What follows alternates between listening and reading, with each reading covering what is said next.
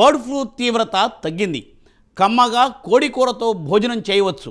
అమ్మయ్య, గండం గడిచింది, భయం లేదు అనుకుంటున్న సమయంలో చికెన్ కర్రీ ఇప్పుడు వర్ణిని కలిగిస్తోంది. బర్డ్ ఫ్లూతో చిన్నారి మృతివార్త మాంసం ప్రియులకు షాక్ ఇచ్చింది. ఇప్పటి వరకు బర్డ్ ఫ్లూ మనుషులకు సోకదని భావించారు అంతా. బర్డ్ ఫ్లూ పక్షులకే సంక్రమిస్తుంది. బర్డ్ ఫ్లూ ఉన్న పక్షి మాంసాన్ని తీసుకుంటే కొద్దిపాటి ఆరోగ్య సమస్యలు తలెత్తుతాయని అంతా అనుకున్నారు ఇంతవరకు. కానీ బర్డ్ ఫ్లూ మనుషులకు కూడా సంక్రమిస్తోంది. మృతి చెందేంత తీవ్రత ఉంటుందన్న నిజం మాంసం ప్రియుల్లో తీవ్ర భయాందోళనలు రేకెత్తిస్తోంది. ముక్క లేనిదే ముద్ద దిగదు అన్న నానుడి నుండి మొక్క ఎత్తితే మృత్యు కవులకే అనంత భయం కలిగిస్తోంది. డీటెయిల్స్ ఈ స్టోరీలో.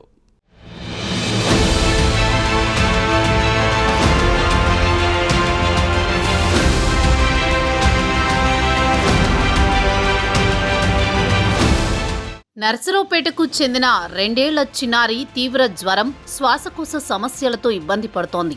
నర్సరావుపేటలో ప్రైవేట్ హాస్పిటల్లో ట్రీట్మెంట్ చేసినా ఫలితం లేదు. మెరుగైన వైద్యం కోసం మార్చి 3న మంగళగిరి ఎయిమ్స్లో చేర్చారు.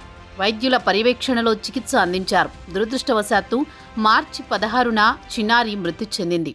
అధునాతన వైద్యం అందించిన అంతుపట్టని వ్యాధితో చిన్నారి మృతి చెందడానికి కారణం ఏమిటి అన్న విషయంలో డాక్టర్లలో నిస్పృహ కలిగించింది.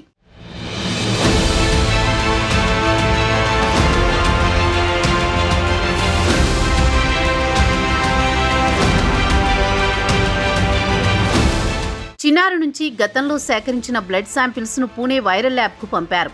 చిన్నారి మృతదేహాన్ని నర్సరావుపేటకు తెచ్చి కార్యక్రమాలు పూర్తి చేశారు తల్లిదండ్రులు. ఏప్రిల్ 2వ తేదీన పూణే నుంచి రిపోర్ట్ వచ్చింది. రిపోర్ట్ను చూసిన డాక్టర్లే షాక్ అయ్యారు. H5N1 వైరస్ సోకిందని, బర్డ్ ఫ్లూ కారణంగా చిన్నారి మృతి చెందినట్లు రిపోర్ట్లో తెలిపారు వైరాలజిస్టులు. ఒక్కసారిగా ఏపీ వైద్య సిబ్బంది అలర్ట్ అయ్యారు. మృతి చెందిన చిన్నారి ఇంటికి వెళ్లి కుటుంబ సభ్యుల నుంచి బ్లడ్ శాంపిల్స్ సేకరించారు. పరిసర ప్రాంతాలలో ఉన్న వారి రక్త నమూనాలను తీసుకున్నారు. మెడికల్ క్యాంప్ ఏర్పాటు చేశారు. చుట్టుపక్కల ప్రాంతాలలో పారిశుద్ధ్య కార్యక్రమాలతో పాటు పూర్తిగా శానిటేషన్ చేశారు.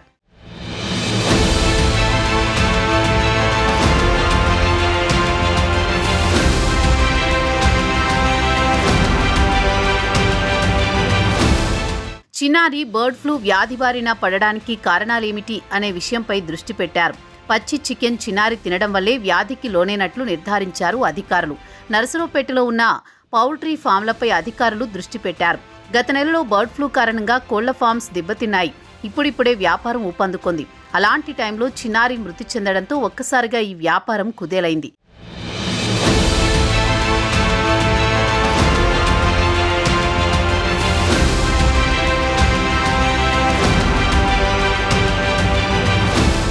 మరోవైపు ఉడికిన మాంసం తింటే ఇబ్బంది ఉండదని నిపుణులు చెబుతున్నా అంత రిస్క్ దేనికి, మానేస్తే పోలా అన్న విధంగా వినియోగదారుడు తయారయ్యాడు.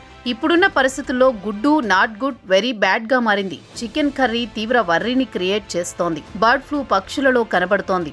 మొట్టమొదట ఈ వ్యాధి బాతులలో కనబడింది. నెమళ్లు, కోళ్లకు సంక్రమించింది. ఈ వ్యాధి వచ్చిన పక్షుల స్రావాలు, రెట్టల నుంచి మరో పక్షికి సంక్రమిస్తుంది.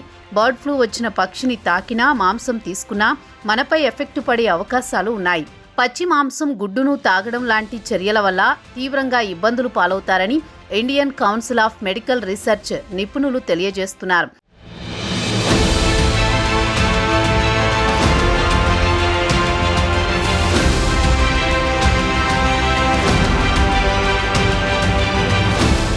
బర్డ్ ఫ్లూ వ్యాధి ఉన్న కోడి మాంసాన్ని తీసుకుంటే తీవ్రమైన జ్వరంతో పాటు శ్వాసకోశ ఇబ్బందులు తలెత్తుతాయి.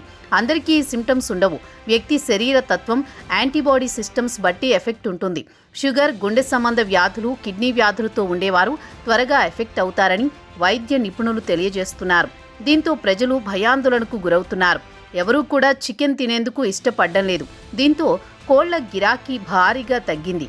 ఏపీలో ఇప్పటికే వేలాది కోళ్లు మృత్యువాత పడ్డాయి. బర్డ్ ఫ్లూ భయంతో తెలుగు రాష్ట్రాల్లో చికెన్ గుడ్ల ధరలు భారీగా తగ్గుముఖం పట్టాయి. ధరలకు భారీగా పడిపోయినా బర్డ్ ఫ్లూ ఎఫెక్ట్తో ప్రజలు చికెన్ జోలికి పోవడం లేదు. ఏది ఏమైనా బర్డ్ ఫ్లూ వ్యాధి తీవ్రత పూర్తిగా తగ్గే వరకు చికెన్ జోలికి వెళ్లకుండా ఉండడమే మంచిదని ప్రజలు భావిస్తున్నారు. అమ్మాయికి అంతకుముందు 15 రోజుల నుంచి కూడా మరి జ్వరం, మరి రక్త విరేచనలు కావటం వల్ల అమ్మాయిని లోకల్ హాస్పిటల్ చేర్చడం జరిగింది. లోకల్ హాస్పిటల్ చేర్చినప్పుడు వాళ్ళు రక్త నమూనా పరీక్షిస్తే డెంగ్యూ పాజిటివ్ రావడం జరిగింది. దానివల్ల తల్లిదండ్రులు భయపడి విజయవాడ ఎయిమ్స్ హాస్పిటల్ తీసుకెళ్ళడం జరిగింది. విజయవాడ ఎయిమ్స్ హాస్పిటల్ దాదాపు 15 రోజులు అక్కడే ఉన్నారు. మరి వ్యాధి నిర్ధారించడానికి వాళ్ళు రక్త నమూనాలు సేకరించారు. అమ్మాయి 15వ తేదీన చనిపోయిన తర్వాత 2 రోజుల క్రితం మరి బర్డ్ ఫ్లూ పాజిటివ్ అని వారు నిర్ధారించడం జరిగింది. అది తెలుసుకున్న తర్వాత వైద్య అధికారులు డిఎంహెచ్ఓ గారు వీళ్ళందరూ కూడా కుటుంబాన్ని పరామర్శించారు. కుటుంబ సభ్యుల యొక్క రక్త నమూనాలు కూడా సేకరించడం జరిగింది. దీని మీద సమగ్ర విచారణ జరిపి రాబోయే కాలంలో బర్డ్ ఫ్లూ అనేది రాకుండా చేయడానికి ప్రభుత్వ అధికారులు సిద్ధంగా ఉన్నారు.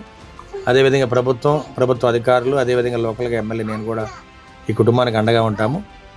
ఈ సమగ్ర విచారణ చేసి దీన్ని గవర్నమెంట్కి ఫైల్ సబ్మిట్ చేస్తాను. తప్పనిసరిగా కుటుంబానికి న్యాయం చేద్దాము. రాబోయే కాలంలో బర్డ్ ఫ్లూ అనేది లేకుండా చేద్దామని చెప్పి మీడియా ముఖంగా తెలియజేస్తున్నాను.